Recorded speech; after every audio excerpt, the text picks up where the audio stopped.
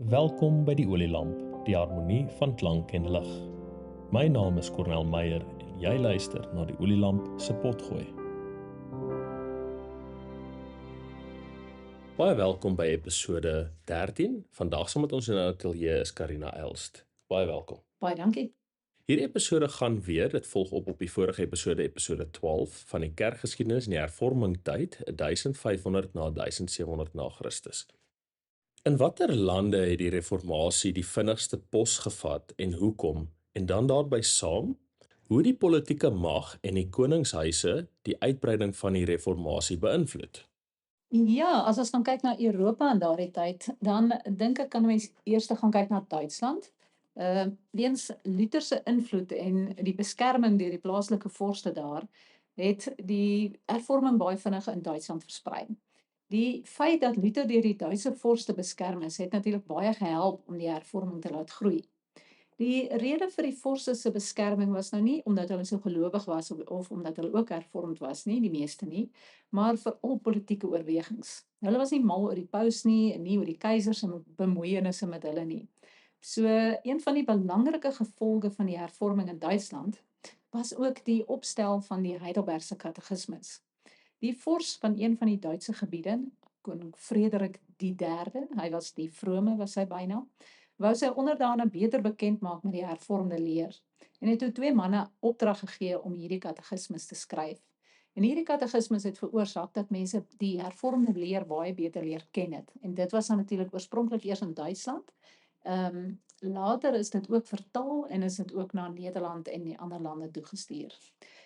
Dan saam met die hervorming in Duitsland het ons verlede keer ook gepraat oor Ulrich Zwingli en dit was in Switserland en heelwat van die kantons, dit is nou die provinsies, die state van Switserland, het ook onder leiding van Zwingli en selfs van Calvin wat ook 'n ruk daar gewoon het, hervormd geword.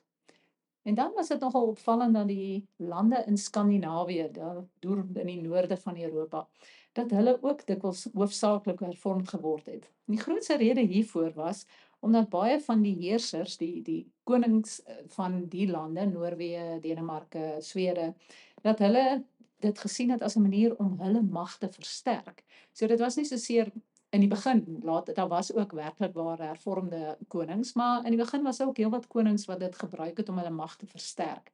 Want die Romeinse kerk het in daardie gebiede baie grond besit, baie eiendom besit. En as die konings dan nou besluit het om hervorm te word, dan beteken dit dat die hervorming die staatskerk was van daai omgewing, en dan het hulle die Romeinse eiendomme in besit geneem. So dit het hulle ryker gemaak, dit hulle meer mag veroorsaak en dit was dus een van die redes hoekom baie van die Skandinawiese vorste hervormd geword het, ook om die pauslike invloed te verminder. So dit was dan 'n beweging van bo af in hierdie lande, dit die konings wat die hervorming afgedwing het om praktiese en om teologiese redes. En dan 'n ander land waar dit ook, wel ek weet nie of mense dit heeltemal hervormd kan noem nie, maar hulle het begin daarmee, was in Engeland. En daar het hoofsaaklik politieke redes die deurslag gegee vir die breuk met die Romeinse kerk, omdat koning Henry die 8ste daar probleme gehad het met die paus. Hy wou graag van sy vrou skei en die paus het hom nie toestemming gegee nie. So hy het besluit om sy eie kerk te stig en te breek met die Romeinse kerk. So dit was nie om werklik ware hervormde redes nie, maar dit was dan baie meer politieke redes. So ja. Aan ons luisteraars, die klank van Karina se mikrofoon was baie onduidelik, so ek sal dit net herhaal vir julle. Ja, die politiek het 'n groot rol gespeel in baie van die lande se oorskakeling na die hervorming. Wat was die Rooms-Katolieke Kerk se reaksie op die reformatie en wat was die teenreformatie? Die Romeinse kerk was natuurlik nie gelukkig daarmee nie. Onthou dat die Romeinse kerk nie net gegaan het oor teologie nie, dit het ook gegaan oor mag en oor die invloed wat hulle gehad het in die hele Europa. So die teenreformasie het uit 'n paar verskillende dele bestaan. Eerstens het die Romeinse kerk probeer om hulle mag terug te kry deur onder andere gewelddadige vervolgings, selfs oorloë. Hulle het in Frankryk was daar oorloë tussen die Hugenote, die hervormers en die Rooms-Katolieke kerk. En dit het op baie ander plekke ook gebeur. So dit is die eerste manier waarop hulle dit probeer het, ook deur streng vervolgings in lande waar daar die hervorming verbied was, deur mense te laat verbrand, op te hang, te straf ensovoorts. So dit was een manier waarop hulle probeer het. Die Romeinse Kerk het egter ook besef dat baie van die beskuldigings wat teen hulle gemaak word, heelwat waarhede bevat. Die sedelike lewe van baie van die voorgangers was regtig afstootlik. Die kennisvlak van baie priesters en pastore was maar bitter min. Sommiges kon selfs nie lees of skryf nie. En dan moet jy nou 'n gemeente oplei. So daarom het die Romeinse Kerk ook besef dat hulle iets hieraan moes doen. So hulle het wel gefokus op die lewe van die kerk, maar nie soseer oor die leer van die kerk wat hulle verander het nie. Die groot ding van die teenreformasie was die konsilie van Trente, wat in 1545 begin het. En hierdie konsilie was 'n duidelike manier om baie van die probleme aan te spreek. Daar is besluit op heelwat praktiese verbeteringe aan die lewenstyl en van die opleiding van die geestelikes. Hulle het skole opgerig waar die geestelikes dan kon leer, sodat hulle dus die boodskap beter kon oordra. Verder het hulle hier ook die dogma van die Romeinse Kerk vasgemaak. Het hulle die protestante uitgenooi, op voorwaarde dat almal vooraf moes beloof om die besluite van die konsilie te onderhou. Dit kon die protestante natuurlik nie doen nie en daarom het hulle geweier om te kom. Na hierdie konsilie van Trente is die pad tussen die Roomses en die protestante toegemaak. Want die besluite wat geneem word het reg teen alles in die hervormde leer ingegaan. Byvoorbeeld, die feit dat hulle die Bybel en die paus en die tradisie op dieselfde vlak laat staan. Volgens hulle kon slegs die paus die Bybel op die regte manier verstaan. Hulle het aangeneem dat goeie werke die nodig is om jou te red. En hulle het ook vasgestel dat die heiliges, en dit was een van die dinge wat die hervormers gesê het, dat daar nie heiliges kan wees nie, maar die Romeinse Kerk het gesê die heiliges kan aangeroep word om vir jou by God in te tree. En dan het hulle ook die 7 sakramente vasgemaak. Hulle het dit gesien as die genade wat deur die kerk aan die gemeente uitgedeel word. 'n Ander manier waarop die teenhervorming ook gewerk het, was die stigting van nuwe kloosterordes, soos byvoorbeeld die Jesuïete. Hierdie Jesuïete was nie in 'n klooster geïsoleer nie, maar hulle moes in die wêreld uitgaan en hulle moes alles moontlik doen om die kerk te laat groei. In daardie tyd het hulle byvoorbeeld baie sending gedryf in Suid-Amerika, in die lande wat aan Spanje en Portugal behoort het. En dit was op die manier waarop hulle die kerk se mag weer 'n bietjie wou terugkry.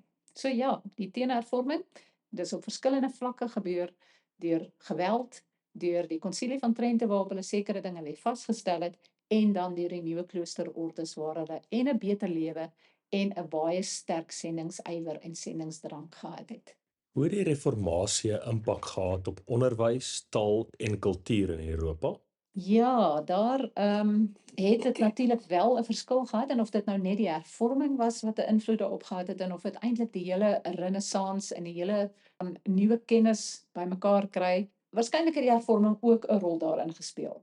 In die eerste plek was dit vir die protestante wel belangrik dat mense leer lees en skryf, sodat hulle die Bybel self kon lees. So daar is skole opgerig en die Bybel is op allerlei maniere versprei in die eie taal vertaal, sodat mense dus hierdie Bybel kon bestudeer en meer daaruit kon leer. En dit het nou ook weer 'n invloed gehad op die taal, want die vertalings van die Bybel moes nou op 'n soort van 'n standaard vertaling gedoen word, soos in Duits en in Engels. Voorheen was daar nie baie spelreëls nie, daar was nie baie taalreëls nie, almal het maar baie gespel soos hulle wou of soos wat dit geklink het. Maar nou dat daar soveel aandag aan die Bybelvertalings gegee is, het ook taal en spelreëls meer aandag gekry. Tot groot verdriet van heelwat kinders wat in my klas sit vandag. Dan wat die kultuur betref, daar is 'n nuwe soort musiek ontwikkel. In die Romeinse Kerk het slegs die koor gesing, nie die hele gemeente nie. So die koor het geoefen, hulle het in Latyn gesing, dit was alles pragtig, maar dit was nie die gemeente wat betrokke was daarbey nie. Vir Luther was dit, en later ook Calvin, was dit baie belangrik dat musiek en sang 'n belangrike deel is van die gelowige se antwoord op God se stem. So Luther het self baie liedere geskryf. Hy het selfs die gemeentes musiekinstrumente geleer speel, omdat dit vir hom so belangrik was dat die hele gemeente sing, sodat 'n ander tipe musiek ontwikkel. Ook Calvin het daarvoor gesorg dat die psalms berym en gesing kon word. So hier het dus 'n nuwe sangkultuur binne die kerk ontstaan en ons hoop dat dit nog lank so mag bly. Wonderlik ook om te sien hoe die sang tot vandag in die kerke 'n vorming het en hoe belangrik dit ook is hoe die gemeente saam kan sing en nie net mense wat daarvoor sing nie. Ek Ja, dink ons is bevoorreg om psalms te mag sing en liedere, alles tot lof van God. beslis. Ons heel laaste vraag vir hierdie episode is: waarom is die reformatie steeds relevant vir gelowiges vandag en wat kan ons daaruit leer? Eerstens is dit baie belangrik vir ons om terug te kyk in die kerkgeskiedenis en daaruit God te leer ken. In daardie moeilike tye, toe dit lyk asof die lig van God se woord verdwyn het, roep die Here self mense om die lig weer terug te bring. Hoe goed is God dat hy sy ongehoorsame kinders tog weer terugroep? En daaruit leer ons ook vertroue hê vir vandag en vir die toekoms. Ons dink soms dat vandag se wêreld maar moeilik is vir die kerk. En dit is ook so, maar gaan kyk en gaan leer uit die geskiedenis. God bly getrou. Verder is dit ook baie belangrik dat ons die hervorming as 'n voorbeeld sal gebruik vir ons lewe in die kerk vandag. Bybelstudie en gesprekke oor die leer en die geloof en gebed, dis bitterlik belangrik, want die kerk is nooit volmaak nie. Ons moet bly reformeer. Ons moet bly soek na die wil van die Here. Ons mag nooit op ons lauwere rus en dink dat die geloof nou duidelik is en ons op die regte pad is nie. Die Here wys die pad, ons moet bly volg. Ja, ek dink dit is belangrik as ons kyk ook na hierdie hele reeks wat aan die gang is, dat hoekom dieselfde foute weer maak. Ons het 'n hele goeie opgedateerde en goed gedokumenteerde kerkgeskiedenis. Ek dink ons kan beslis gebruik daarvan maak om nie dieselfde foute te maak wat klaar gedoen was nie, maar dat ons daaruit kan leer. Ja, baie beslis. Baie dankie Dit was 'n groot plesier. aan ons luisteraars. Hierdie episode het ook tot 'n einde gekom. Hy vorm deel weer van episode 7, 8, 11 en 12 wat oor die kerkgeskiedenis gaan.